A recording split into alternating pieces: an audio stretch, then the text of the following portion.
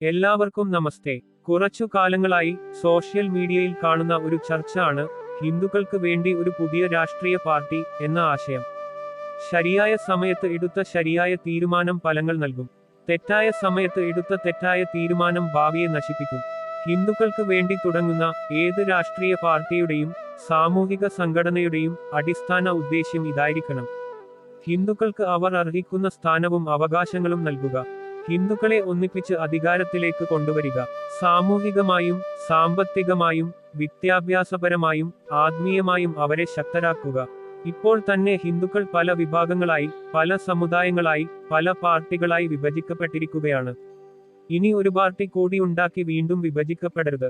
പുതിയ പാർട്ടി ഹിന്ദുക്കളെ കൂടുതൽ ദുർബലരാക്കുന്ന തരത്തിലാകരുത്, മറിച്ച് കൂട്ടിച്ചേർത്ത് ശക്തമാക്കുന്ന തരത്തിലായിരിക്കണം. ബി.ജെ.പിയോടൊപ്പം നിൽക്കണം. കാരണം ബി.ജെ.പിയുടെ അടിസ്ഥാനം തന്നെ ഹിന്ദുത്വവും ഇന്ത്യൻ സംസ്കാരവുമാണ്. ബി.ജെ.പിയെ ഉണ്ടാക്കിയതും മുന്നോട്ട് കൊണ്ടുപോകുന്നതും ഹിന്ദുക്കളാണ്. ഇത് ഒരു ദേശീയ പാർട്ടിയാണ്. ഭാരതത്തെ ഒരു ഹിന്ദു രാഷ്ട്രമായി മുന്നോട്ട് കൊണ്ടുപോകുകയാണ് അവരുടെ ലക്ഷ്യം. അവരുടെ നയങ്ങളും പ്രവർത്തനങ്ങളും പദ്ധതികളും ഹിന്ദു അടിസ്ഥാനത്തിലുള്ള ഭാരതത്തിനായാണ്. അവർ ഹിന്ദുക്കളുടെ കാര്യങ്ങൾ മനസ്സിലാക്കുകയും സംരക്ഷിക്കുകയും ചെയ്യും. ഹിന്ദുക്കൾക്ക് എതിരായി ഒന്നും ചെയ്യില്ല. അതേസമയം ദേശീയ പാർട്ടി ആയതിനാൽ അവർ എല്ലാ ഇന്ത്യക്കാരെയും സമമായി കാണിക്കും. ചില സമയങ്ങളിൽ നമ്മുടെ അവകാശങ്ങൾ ലഭിക്കാൻ ശബ്ദമുയർത്തേണ്ടി വരും. മറ്റു മതങ്ങൾ അവരുടെ ആവശ്യങ്ങൾ സർക്കാരിനോട് ചോദിച്ചോ അല്ലെങ്കിൽ സമ്മർദ്ദത്തിലാക്കിയോ വാങ്ങുന്നുവെങ്കിൽ നമ്മളും നമ്മളുടെ ആവശ്യങ്ങൾ തുറന്നു പറയേണ്ടി വരും. അധികാരത്തിലെത്താൻ ചിലപ്പോൾ മറ്റു മതങ്ങളോടും കൂട്ടുകെട്ട് ചെയ്യേണ്ടി വന്നേക്കാം. ബി.ജെ.പിക്ക് പ്രീണനം ഇഷ്ടമല്ല. എങ്കിലും ബി.ജെ.പിയുടെ ഹൃദയവും തലച്ചോറും ഒരിക്കലും മറ്റു മതങ്ങളാകാൻ പോകില്ല. അത് ആശയാധിഷ്ഠിതമായ ഒരു പാർട്ടിയാണ്. മറ്റ് മതങ്ങൾ ഹിന്ദുത്വത്തെ അംഗീകരിക്കുകയും ഇന്ത്യൻ സംസ്കാരത്തെ ബഹുമാനിക്കുകയും വേണം. അതിൽ ലയിക്കണമെന്നില്ല ബി.ജെ.പിയിൽ നിലനിൽക്കാൻ. ഇന്ത്യൻ സംസ്കാരം അംഗീകരിക്കുന്നവർക്ക് അവിടെ ഇടമുണ്ട്. നമ്മൾ ബി.ജെ.പിയെ ദുർബലമാക്കരുത്, മറിച്ച് ശക്തമാക്കണം. എൻ.എസ്.എസും എസ്.എൻ.ഡി.പിയും ഒന്നിച്ചപ്പോൾ ഹിന്ദുക്കൾ വലിയ സന്തോഷം അനുഭവിച്ചു. അപ്പോൾ നമ്മൾ ഏറ്റവും വലിയ വോട്ട് ബാങ്കായി മാറി. ഏത് പാർട്ടിയുടെ വിജയവും നിർണയിക്കാൻ കഴിയുന്ന ശക്തിയായി. ബി.ജെ.പി അതിൽ ഏറെ സന്തോഷിച്ചു.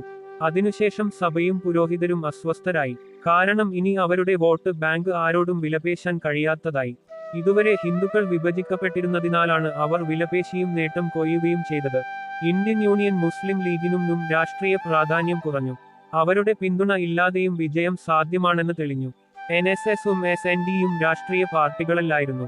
പക്ഷേ അംഗങ്ങളുടെ ശക്തിയാൽ എന്തും ആവശ്യപ്പെടാൻ കഴിയുന്ന ശക്തമായ വോട്ട് ബാങ്കുകളായിരുന്നു. പാർട്ടികളല്ലാത്തതിനാൽ അവർ എല്ലാവർക്കും സ്വീകരിക്കാവുന്നവരായിരുന്നു. രാഷ്ട്രീയ ആശയധാരയില്ലാതെ സാമൂഹിക ക്ഷേമത്തിനായി ഹിന്ദുക്കൾ ഒന്നിക്കുന്ന ഒരു കൂട്ടായ്മ. അത് എല്ലാവരെയും ഒന്നിപ്പിക്കും, ശത്രുക്കളെയോ എതിരാളികളെയോ സൃഷ്ടിക്കില്ല.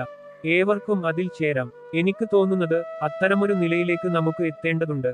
ഇപ്പോൾ വേണ്ടത് എല്ലാ സമുദായങ്ങളെയും ഉൾക്കൊള്ളുന്ന ഒരു സംഘടനയാണ്. മറ്റ് എല്ലാ ഹിന്ദു സംഘടനകളിലെയും അംഗങ്ങളെയും ഒന്നിപ്പിക്കുന്ന ഒരു പ്ലാറ്റ്ഫോം.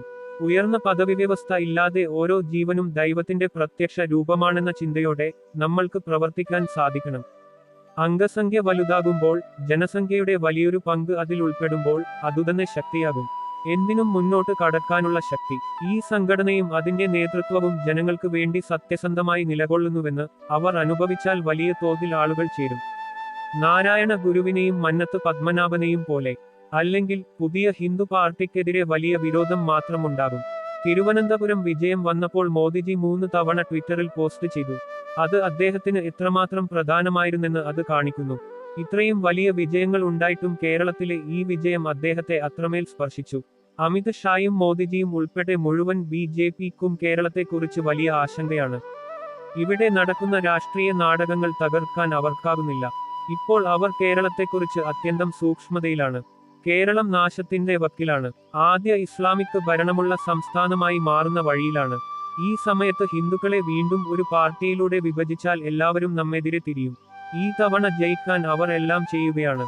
ഒരു ഹിന്ദുവും അതിനെതിരെ നിൽക്കരുത്. ഓരോരുത്തരും ആ സ്വപ്നം യാഥാർത്ഥ്യമാക്കണം. അത് നമ്മുടെ നിലനിൽപ്പിനായാണ്. പിന്നീട് ആവശ്യമെങ്കിൽ പാർട്ടിയായി രജിസ്റ്റർ ചെയ്യാം. ഇപ്പോൾ ഹിന്ദുക്കൾ ബി.ജെ.പിക്ക് വോട്ട് ചെയ്യുന്നില്ല. അവർ നേടിയതിനെ നമ്മൾ തുപ്പിക്കളയരുത്.